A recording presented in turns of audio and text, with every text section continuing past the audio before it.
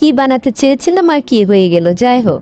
আসসালামু আলাইকুম এভরিওয়ান, সবাই কেমন আছেন? আশা করি সবাই ভালো আছেন। আজকে আমি আপনাদের সাথে শেয়ার করবো একটা টেডি বানানোর ভিডিও।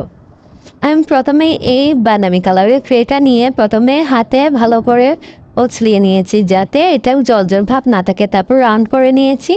এরপর কানের শেপগুলো দেওয়ার জন্য আমি আগে থেকে গোল করে নিলাম।